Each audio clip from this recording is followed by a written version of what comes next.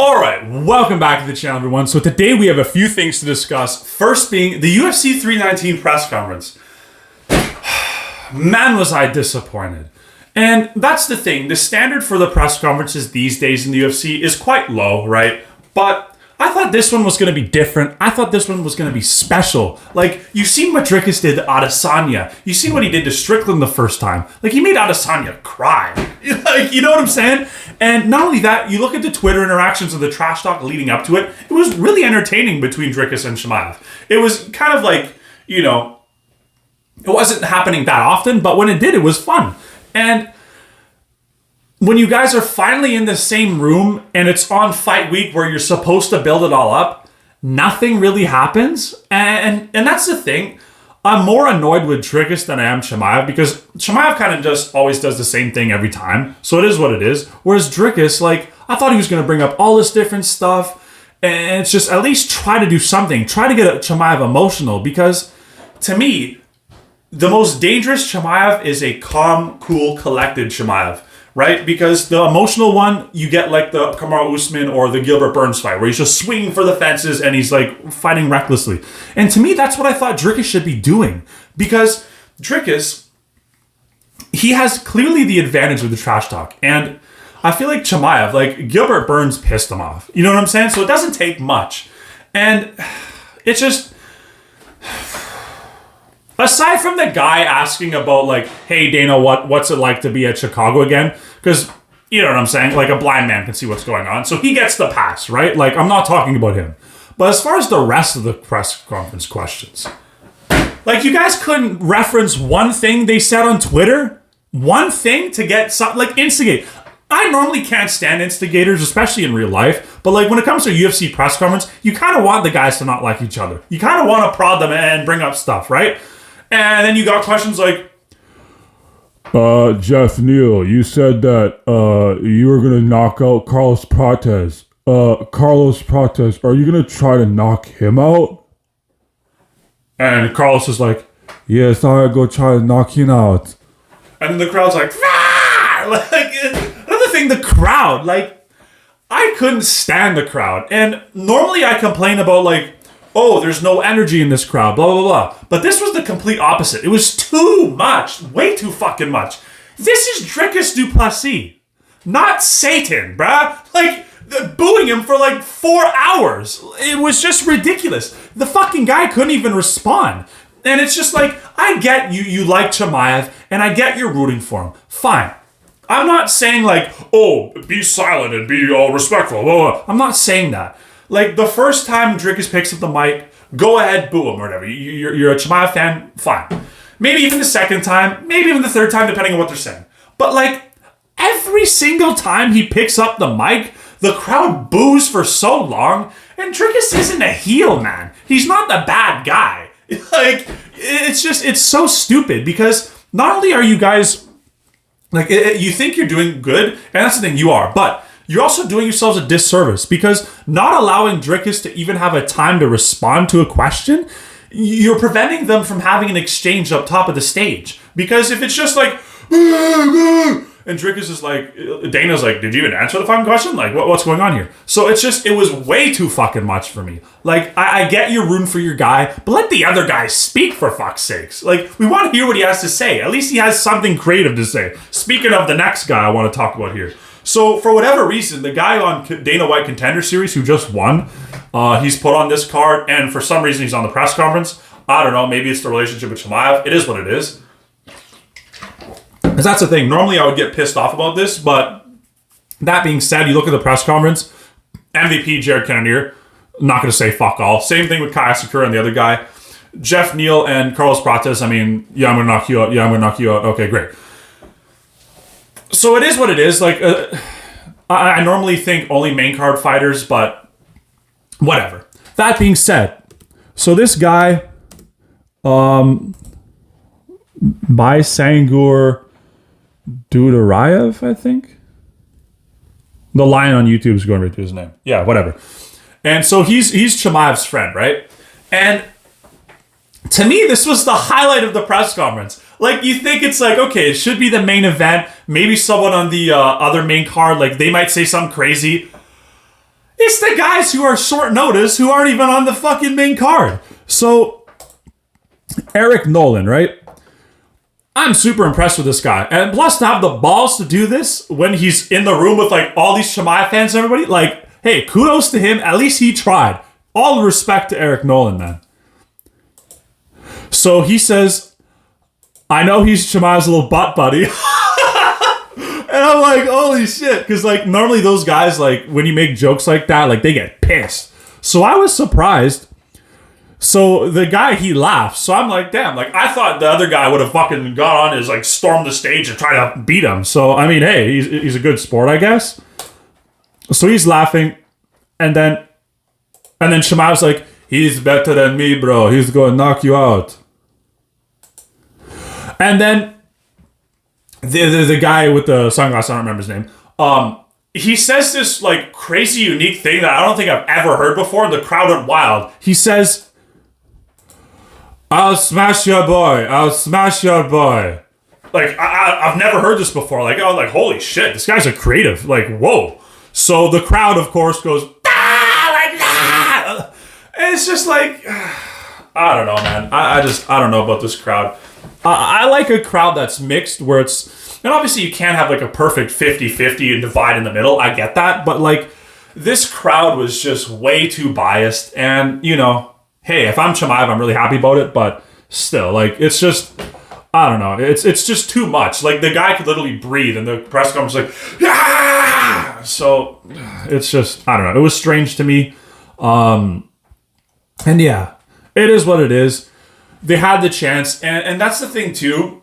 Another thing, it's like, Dana even said this might be the biggest fight in, like, 2025. Where the fuck was the pre-fight face-off? I get Rogan's all like, yeah, I'm the greatest comedian of all time. I don't do anything outside the US. And blah, blah, blah. So you can't ask him for much, right? Why the fuck is John Anik not sitting at the table between Dricus and Chimaev and building something up? I was bitching about this at the Joaquin Buckley Usman one because I felt like that one flew under the fucking radar. One of the biggest pay-per-views of this year, and you're not having a sit-down face-off? You're not building up something? Like, fucking UFC, man. Like, I swear to God, I know I'm fuck all right now, but once I get big and I actually start making moves, bro, like, I want to get into behind the scenes, actually fix the fucking company, man. This is ridiculous, bro. Like, you need someone with hunger. I swear to God, if Paramount's just a bunch of soulless suits, I'm going to be so fucking angry, bro. Like, and then after the press conference, they go face off, and then like Bangsor Susur-Kaiev or whatever. Okay, whatever. They face off. They're cool. It is what it is. Honestly, I'm very surprised about this guy's composure because, like I said, normally those old school guys get really pissed off at like the slightest insult.